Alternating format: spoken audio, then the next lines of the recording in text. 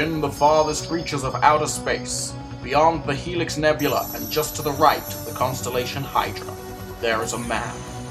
A man who has dedicated his life to traveling the stars, discovering ancient alien treasure, and selling it for as much cash as he can get. That man's name is Professor Vic Spade, space archaeologist. With his loyal companion Eartha Trowell by his side, Professor Spade hops from planet to planet via the galaxy's high-speed but ever-unreliable network of space trains on his never-ending quest to become the greatest archaeologist of all time. Our story begins on board the first-class carriage of the space train to Basingstoke. Ah, this is the life. Sitting in first class and sipping Martian wine with my best girl by my side. Yes, and on our way to one of the most beautiful planets in the galaxy, Basingstoke. Indeed. Curious, though, how one of the most beautiful planets in the galaxy would be named after one of the most unattractive cities on Earth. Well, it's like my grandmother always says, you can't judge a planet by the city that it's named after. She does say that a lot, doesn't she? Yes, she does. Odd, really, considering that there are very few occasions where the expression is actually appropriate. Well, she is suffering quite badly from dementia, Professor. Of course, I always forget. So does she. Professor? Yes, Eartha? Why are we going to Basingstoke? Good question. There's an old diamond mine just to the north of the planet's industrial district, and... So we're going for diamonds? Don't be ridiculous. Diamonds are 10 a penny these days, ever since some genius figured out that you can make them just by throwing coal into a supernova. Why, I load my gun almost exclusively with diamond bullets, and they're actually a lot cheaper and more versatile than the old lead bullets. But you already know all this. You have a GCSE in space geology. Of course.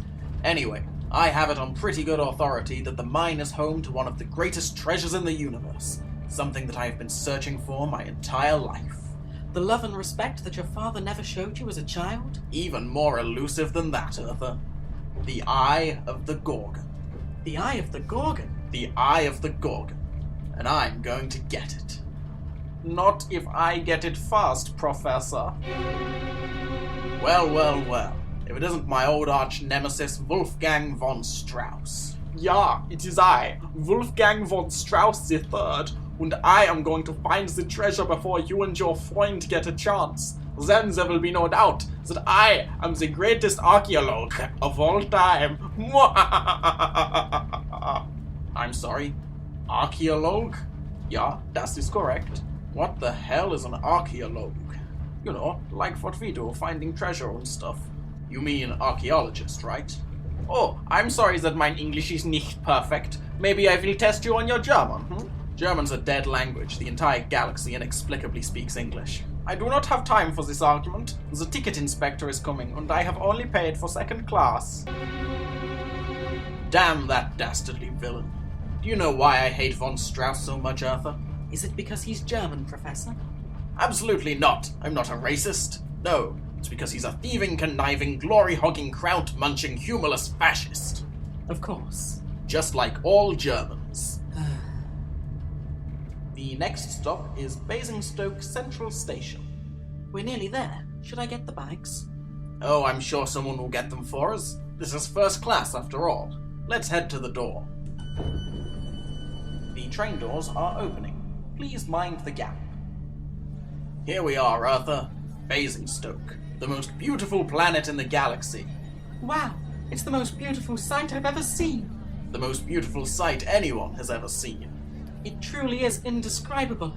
I feel genuinely sorry for anyone who, for whatever reason, would be unable to see it. Indeed. So unbelievably majestic is the sight of this planet that if anyone were ever to tell stories of our adventures, they would have to do so via a visual medium, as words and sound effects would simply not be enough to do it justice. It brings a tear to my eye, Professor. It would bring a tear to any man's eye.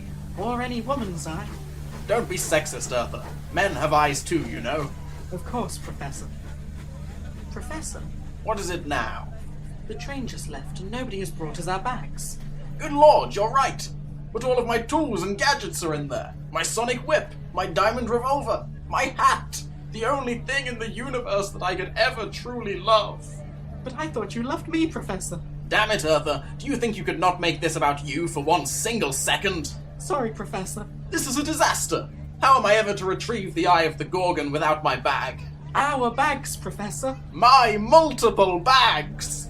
Oh dear, it seems that things are not all going to plan for you. Von Strauss, you're responsible for this, aren't you, you son of a Deutsch? Or I could not possibly take credit for this little mishap. For you see, Galactic Rail has no luggage delivery service. Not even for first-class passengers. What lies in store for our heroes on the planet Basingstoke? Will Professor Spade get to the treasure before his nemesis? Will Eartha ever win the Professor's respect? Find out next time in the surprisingly exciting adventures of Professor Vic Spade, Space Archaeologist. The Surprisingly Exciting Adventures of Professor Vic Spade, Space Archaeologist is a production of Jack Durnley Media. It was written by Jack Durnley, directed by Jack Durnley, and produced by Jack Durnley. The voice of Vic Spade was Jack Durnley. The voice of Eartha Trowell was Jack Durnley, and the voice of Wolfgang von Strauss was Jack Durnley, with additional voices provided by Jack Durnley. This production featured music by Chan Walrus. You can find out more at chanwalrus.com. Everything belongs to the people that own it. Thanks for listening.